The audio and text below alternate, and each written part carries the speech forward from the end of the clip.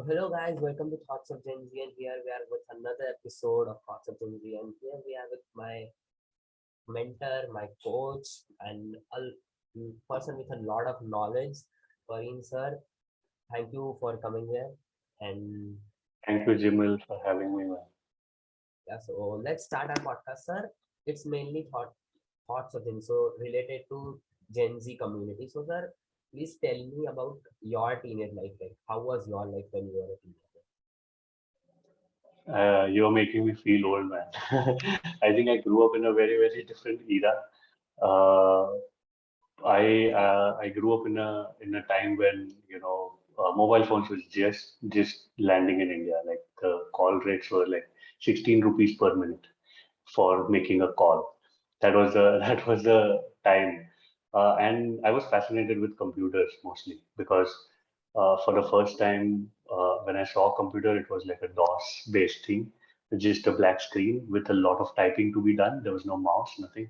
And then I think 4 or 5 years later, I just saw this Windows PC, which was like it had Word and Paint and PowerPoint, and that was like for me, it was like wow, I can move this around. It gave me as a common person so much control, which probably we take for granted today. Today, when I see smart headphones and smart everything, literally, it just feels like this is a completely different era. But one thing that was super important from what I learned, yeah, when I was growing up, is that there were a number of people who were very, very curious. These people were not necessarily engineers or not necessarily, people who would do something with software or computers at that point in time. But just in last 2 decades, what I've seen is people who were really curious, they figured things out.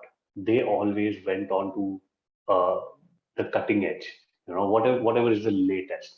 And these are the people today who are super savvy and they look like they've made it big in terms of, whatever you want to say, success metrics like money, fame, status, or credentials, or whatever it is. But these people who never stop learning. They are just always learning all the time, and they are excited by these new technologies. So I think like for me, I was excited with Microsoft Paint. Just watching it for the first time, like something go and draw on the screen was phenomenal. Today, I'm excited about crypto because it is changing the world. This is what I learned from my teenagers. Like, as long as I keep learning, I'm going to be a teenager. Today, when I see the latest crypto product, I'm like, whoa, wow, you can do this. Oh, amazing. So that still excites me, and I think that's my biggest learning from all of this time. That as long as you are uh, a curious person who likes to learn things just because it's fun, not because you want a job or you want to learn, not because you want some certificate from some organization. It doesn't matter. Like I'm not even an engineer. I don't have any coding skills, hard coding skills, so to speak. But it doesn't matter. I understand technology in terms of its implications, like where can I apply and make things more efficient. Right? So there's always pace. It doesn't matter what your aptitude is, as long as you keep learning. That's like you are set for life. Great, sir. Great. So, like, guys, you as well as me got a new lesson that keep on learning as much as you can.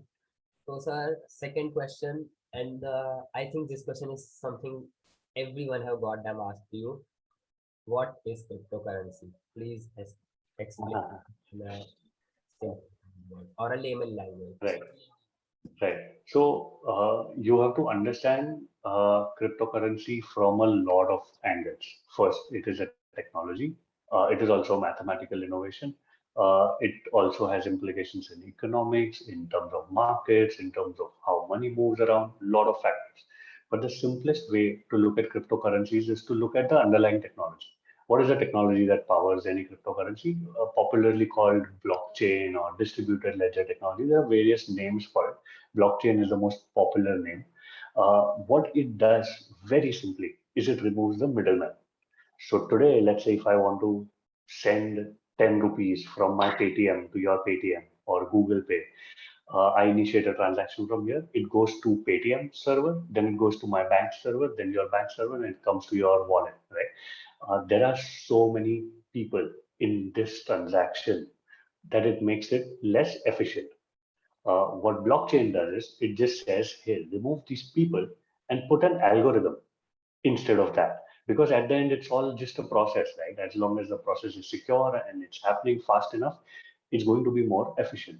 So that's what cryptocurrencies do. So when it comes to Bitcoin, for example, it takes the middleman, which is the monetary policy and the banks out of picture.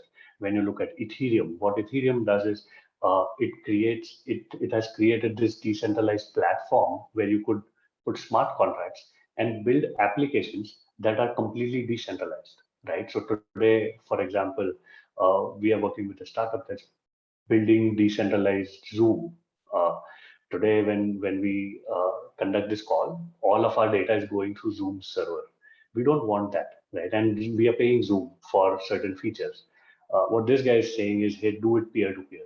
So if anyone has used torrents or anyone just remotely understands how torrents work, blockchain is like torrents, but for every kind of data and is permanently stored. So that's the simplest way of understanding. Whenever you look at a cryptocurrency, say who is the middleman that this cryptocurrency is trying to replace, and then you will have a very clear framework on how to look at this coin or that coin, whatever project you may be looking at. So, sir, my follow-up question to this is, how is crypto regulated? So, see, thing with technology is that technology comes first. There's fundamental innovation, and then lawmakers try and figure out, okay, how to regulate this because they see that some people are using it for illegal purposes or illegitimate purposes, and which is not good for society. So they want to curb that at least, which is true. Like when internet came out, we did not have privacy policy, we did not have cookie policy, all of these things. Now there is. Now there is a clear policy, right, that every website has to follow. It took some years to develop this. This is what we call regulation. So in crypto today, crypto is unregulated, which means that lawmakers across the world are still figuring out how to regulate this, which basically means that they don't want scams to happen on this. They don't want people trading in crypto and not paying tax on it, right? So these things is what we mean by regulation. It doesn't mean that it's going to be banned or it's going to become illegal or anything like that. But we have to wait for a few years. We don't know how they're going to regulate. China has completely banned cryptocurrency. US is regulating, moving forward with a lot of regulations. Yeah. India will devise its own regulation when the time comes. So, sir, how were you introduced to cryptocurrency? What was your story? So it was just a chance. See, most people come in cryptocurrencies during a bull run, means when the price is just shooting up. I was a part of 2017 batch. Every 4 years there's a cycle, and there are 2013-14 batch, there's 2017 batch. Most people watching this would be like 2021 batch, right? So I was part of 2017. One of my friends says, "Hey, you have to invest in Bitcoin." I was like, okay, this sounds like something that I'm not that interested in. It's not mainstream, and but he said, no, no, put a little bit of money. So I said, okay, what the hell, I'll put a little bit of money. And then after a week I woke up and I put in like 25,000 rupees and it became 40,000 rupees in 1 week. So I was like, oh, what's happening here? Something is wrong. So that's what got me into crypto. But then I ended up doing a bunch of bad trades and lost a lot of money, eventually made a big loss overall on every investment that I made. But one thing that stuck in my mind is that technology has some fundamental value. So I just kept reading about it. I just kept reading about it. I had too much time at my hand. And then some people said, why don't you write an article about this? Why don't you do this? Why don't you do that? So I said, okay. I was not getting paid too much. It was just peanuts, but why not? Just getting to learn and express yourself and getting published somewhere. So I just started doing that. I never knew that I would get into crypto like full time. But the more I read about it, more I believed that this is a disruption that our world needs today.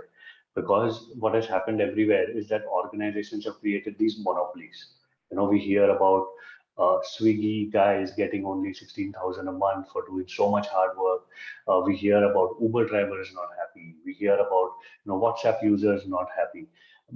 practically, if you look around us today, the internet companies have boxed us in.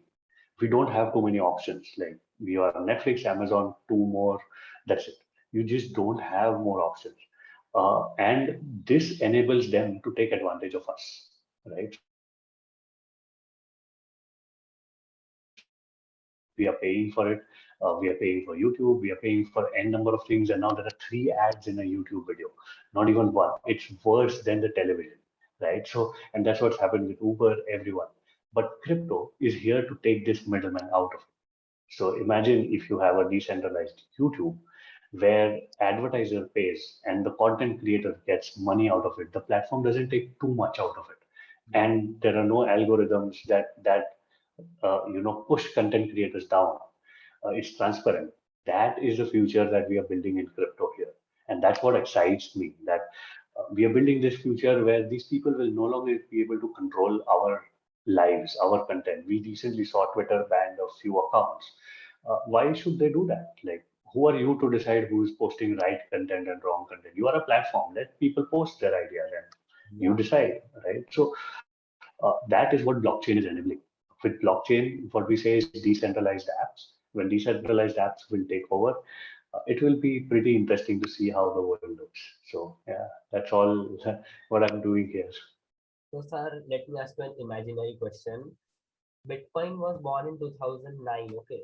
So, what would happen if it was there at the time of 2008 crisis? Would people face? So I think Bitcoin was born out of 2008 crisis. We've seen that best of innovation in human history is born from a crisis. These the biggest problems make us work harder towards greater solutions, right? It came out of the crisis. In 2008 crisis, if Bitcoin were present, no one would even notice because people were not that aware. I remember specifically when I learned economics in my college, I was taught that our rupee is backed by gold, which is absolutely untrue, which is just a lie in textbooks. So, what are you talking about here? That's when I sort of realized that it takes a lot of time for someone to start learning about Bitcoin and then come to a level where they have enough conviction. Like I have built that conviction in last 4 years or so. It takes time to build this conviction because there will be opposing thoughts. There will be people telling, no, this cannot happen, that cannot happen. Then you see that, okay, these guys said this, but no one banned Bitcoin till date, right? So what are we talking about? People have been talking about banning of Bitcoin since 2013. It's never happened. And now there is a country that made it a legal tender, which is one step forward, not backward. So that I think is something that keeps me going, and makes me think how our lives will be better when crypto actually takes mainstream. Question is, you have been investing since 4 years and have been getting a lot of knowledge about it. But, sir, on what basis, on what factors do you invest in cryptocurrencies? Because there are a lot of available options available in market. So, Right. So first thing uh, that any new investor should do is read about Bitcoin.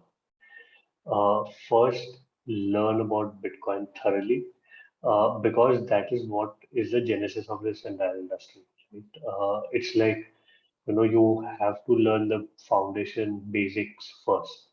Uh, there are a ton of people who think that Bitcoin is outdated and it is not relevant anymore. That's just not true.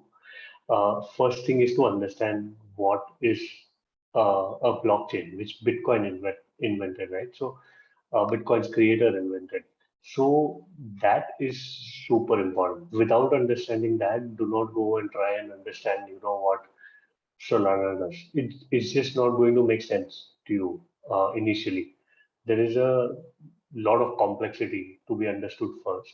Then you graduate towards different blockchains. Then you try to understand what are the different problems these blockchains are solving, right? So once you get these things right, that is when you at least understand what you are investing in. Right? The easiest way to start is by reading a project's white paper.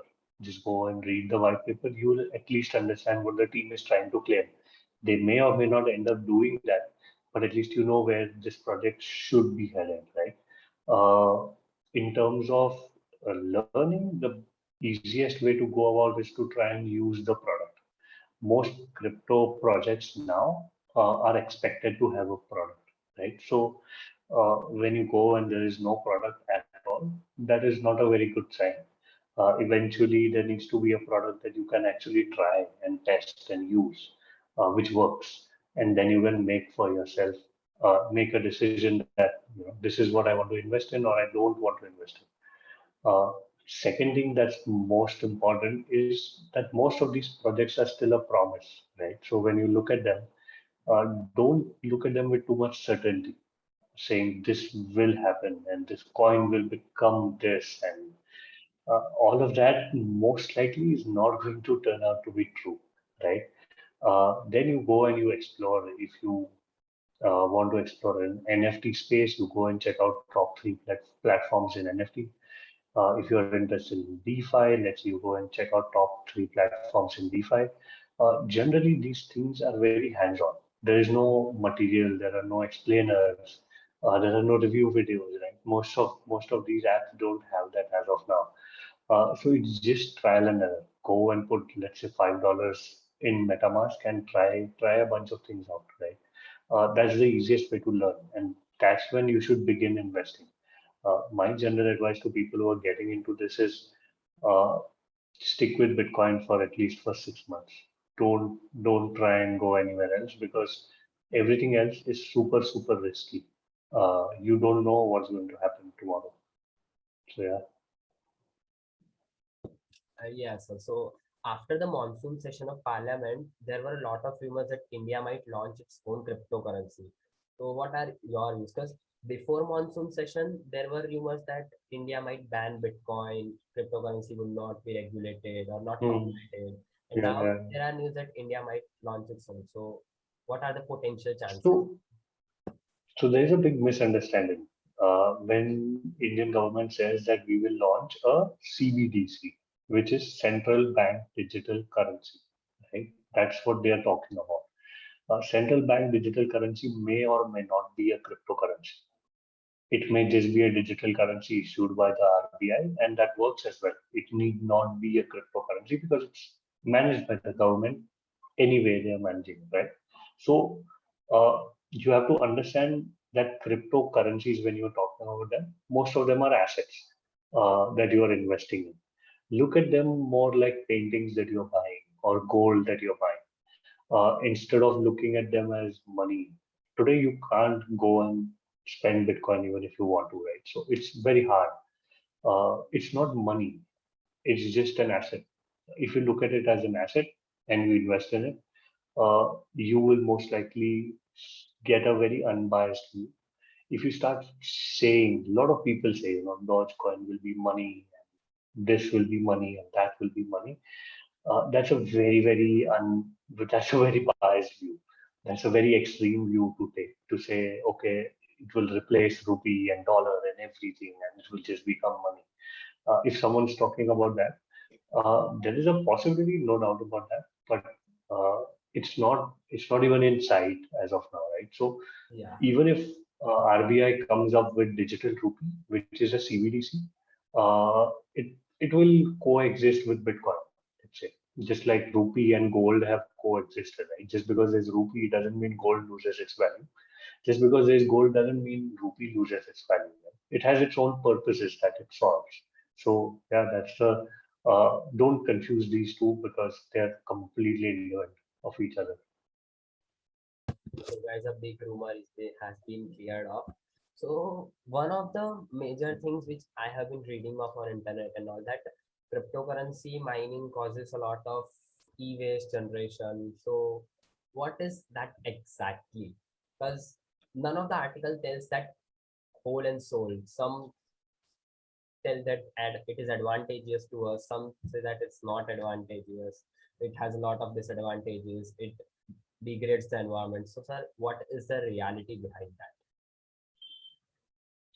So, see, there are two things here. One is Bitcoin. You have to mine Bitcoin, right? That's what keeps the network secure, and people can transact, and their transactions get processed. The way mining works is you have these huge places filled with processing processors, and these processors are constantly solving mathematical problems. These mathematical puzzles, so to speak, in simple language, are what secure Bitcoin. So the transaction is super secure. Bitcoin has never been hacked till date. Uh, the side effect of this is it requires a ton of electricity. It requires ton of electricity to run this equipment. If that equipment is in hot climate, you have to cool it. There's a lot of electricity requirement. This came into light, popular light, when Elon Musk tweeted about it, but Bitcoiners and crypto people already knew these things. It is a problem right now. I think about more than 50% of Bitcoin mining still happens on renewable resources. So that's a good move from last 2.5 years, when most of the mining was happening on non-renewable resources.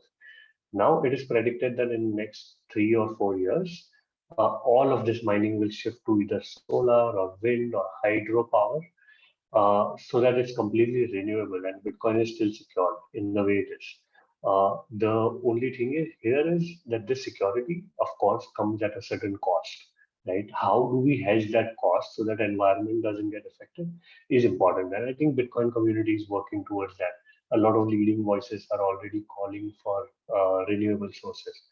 I don't think there is any e-waste being generated from this. Maybe the miners and stuff, but that's like minuscule percentage compared to all the e-waste that we generate as customers, right? As consumers. So I don't think e-waste is a problem. Mostly electricity is a problem, but that will get solved in a year or two, maybe 3 4 years. But yeah. So, sir, what is the future of crypto after 10 years? Like, what problems crypto has to face in this world? See, I think we are moving towards a tokenized world. Today, we just discussed right earlier that if I have to pay you via Paytm, there are two middlemen. With crypto, there is no middle. Similarly, let's say you want to sell your house to me. Uh, we have to both go to some government office, sign a bunch of papers, wait for a bunch of time, wait for someone to stamp and seal, and that's when I give you money and your house is mine. Uh, but imagine removing this middleman in the future, with NFTs specifically. I think that's probably something that you're going to ask later on. But we are moving Yeah. towards a tokenized world. Every valuable physical asset that you see today, whether it's your home, it's your car, maybe it's your MacBook, whatever you are using, all of these ownership, sort of imagine them to be receipts, will be tokenized as NFTs. And when I buy a MacBook, Apple will give me this NFT token, which proves that I am the owner. And now, if I want to sell it to you, all I have to do is send that from my wallet to your wallet, and it's done, right? So this is the world that we are going to see in next 10 years. Absolutely, everyone will understand how to use this. Right now, it's a little complex, but the industry is developing at a really fast pace. Sir, three books to understand crypto. I would just recommend one book. Most people who are starting out right now should read The Bitcoin Standard.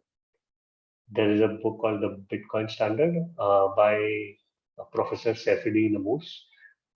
He has laid such fantastic foundation, and it's a very easy book to read. It's a very uh, story kind of a book that you can read, but it gives you so much background of money, which we are never taught. As a teenager, I would have loved if someone would have taught me what is money, because I had my questions like, okay, this note, but where is it coming from and what happened? But everyone was like, no, don't ask these No questions. questions. Use the money, earn money. No, but today everyone is asking questions. Like why is government controlling our money, or why is this happening, or why is that happening? Why is WhatsApp controlling our data? Everything is being questioned, right? That's a great step towards saying, okay, now I don't want this control. So how do I do that? Let me make myself savvy. Let me start using decentralized applications instead of applications on Play Store and Google, Yeah, uh, iOS. All of these things will come into picture. And I think Bitcoin Standard lays a very great foundation to this, to understanding what money is, because our minds are very narrow. Whenever someone says money, we immediately think of dollars or rupees, right? But that's not true, right? Your car is money. yeah. Your The laptop is money. assets. Everything, exactly, everything is money in some way, right? So our minds need to sort of broaden about how we think about money. That this book does, the book, the Bitcoin Standard. So, sir, my next question is gonna be the most trending topic, and like most of the people are learning it, as you have also predicted it as well. What is NFT? Yeah. So, see, first you have to understand what is fungibility. No, NFTs is non-fungible tokens. But first, to understand that, we have to understand what is fungibility. If I have a 100 rupee note and you have a 100 rupee note, would it matter if we just exchanged it? It doesn't matter, right? It's the same. Yeah, You may have a different same. color note. I will have a different color note. It's the same value. You can buy the same amount of goods with it. I can also buy the same amount. That is called fungibility. Like when it comes to rupees or when it comes to Bitcoin, it's fungible. Your one Bitcoin is exactly equal to my one Bitcoin. Yeah, Uh, but imagine a painting. Right now, this painting is unique. There's only one of this. Imagine a photograph. Maybe the photographer just makes 5 copies of it. Imagine a limited edition car. They just make 50 cars of this kind. These things become very unique, and they are not exchangeable. Like, even if I have the same model car with the same color, you will not exchange your car with me, right? yeah, Because even though it is the same model, it is unique.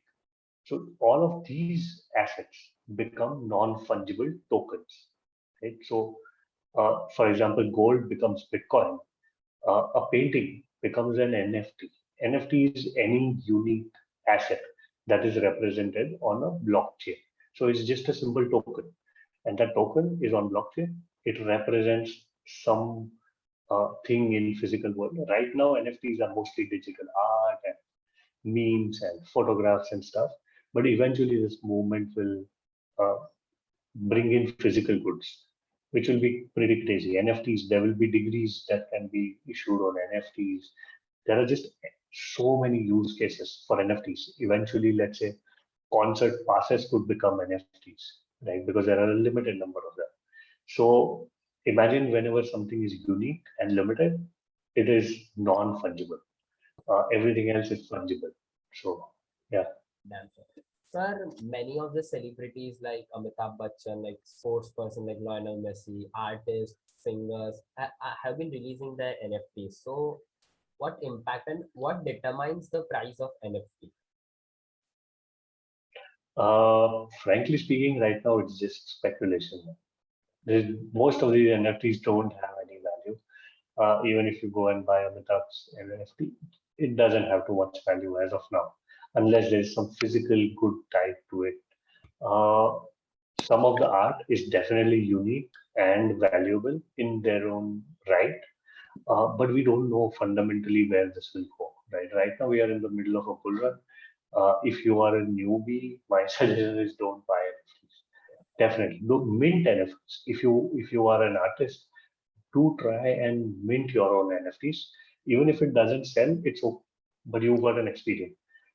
Don't go and buy NFTs just because you think you'll make money. It's hard to make monies off NFT right now. 6 months earlier, yes, not now.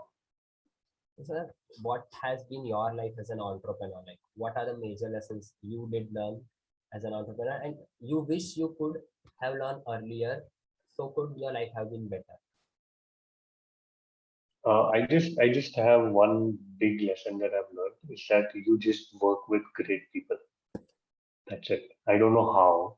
I used to have this bias saying I will not take up a job.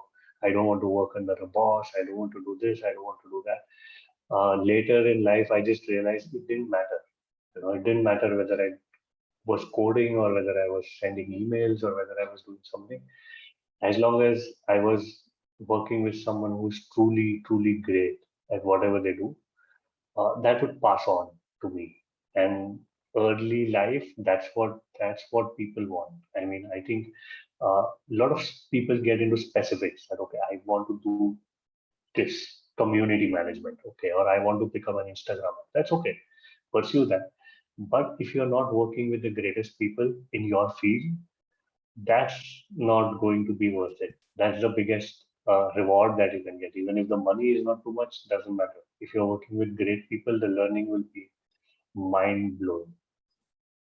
So as you said, you should work with great people. So your teammates should be great. So what are the factors one should look upon their teammates or their squad mates by selecting them? I think, see, so there is this definition that Paul Graham has, the founder of Y Combinator. He says that you should you should see people who are animals. You know what an animal is like someone who can't just let go. Like if you are a designer, you will be like, I want to make this perfect to the pixel. If this doesn't happen, I just don't feel comfortable. That's like true sign of someone who's trying to do great work. Then of course, humility is big, because without humility, even if they are geniuses, they will get stuck because they can't work with everyone else. People will not help them out. People help humble people out. People don't help egoistic people out. So I think for me, these two are the biggest takeaways. Sir, I have been gotten knowing that you are a writer as well as author at WazirX and also write a newsletter. So how did you realize your potential in terms of writing? I didn't really. I used to write Facebook statuses, and someone told me, "Hey, can you write an article for us?" And I said, "What? I am not a writer." But they said, "No, give me an article." And that friend of mine got my article published in the Economic Times. So I was like, "What? Why did they publish my article?" And then I realized it doesn't matter. If you are writing, just keep writing. uh, Eventually you will figure out where you hit the right spot. Only problem is we want to become a writer today or in a month or in a year. We are like, okay, in a year I am going to publish my novel. That's not going to happen. Just keep writing for a few years. You will become a writer. That's all. That's how you become a writer. Sir, what impact did yoga have in your life? Because I know personally you have been practicing yoga since few times. So what impact did it create? I think it made me way more conscious of my own flaws, because sometimes what happens is we can't see our own flaws, and people around us are not smart enough to come and tell us, or they are just too scared to come and tell us the real problem. What is it that can help my life? And that I think just probably 15 minutes to half an hour of practice a day uh, got me to a stage where I could feel calmer. I was much calmer. Eventually, I could manage my sleep well. I could manage my food well. Then it has a very multiplier effect. Yoga has a lot of compounding effect. Like even if you're doing 15 minutes or whatever, it doesn't matter what you're doing. You don't have to do like complex asana and stuff. Just simple breath work and simple pranayam helps. But it just like it's changed my life for sure in a lot of ways. Okay, sir. So here we come to the last question of the podcast. What are the three major lessons you would like to give to the Gen Z community to must take care about this? I think I have a ton to learn from the Gen Z community. I don't think I have too many lessons to give, because I think all of you folks are super smart and super focused, very hardworking, and uh, probably when I was a teenager, I was whiling away my time playing a 32-bit game or something like that. So it's inspiring for me to have this energy, to see. all of you doing phenomenal things. I see on Twitter every day that someone's doing something great. So I think I have to learn a lot. But the learning here is just what I said. I think at the beginning of the podcast is just keep learning. As long as you keep learning, there's nothing that you will not have. You just have to win once in life, but keep learning, and one day that day will come. You just can't predict when, right? Yeah, sir, definitely. So guys, here we are at the end of podcast. If you want to know more something, then I'll be dropping link below of sir's Twitter account. You can interact with him. He's an amazing guy. And thank you so much for listening. Just wait for another episode. Thank you, sir, for investing your time. Thank you, Jimal. It was really nice, and kudos to your effort to do this. Amazing work.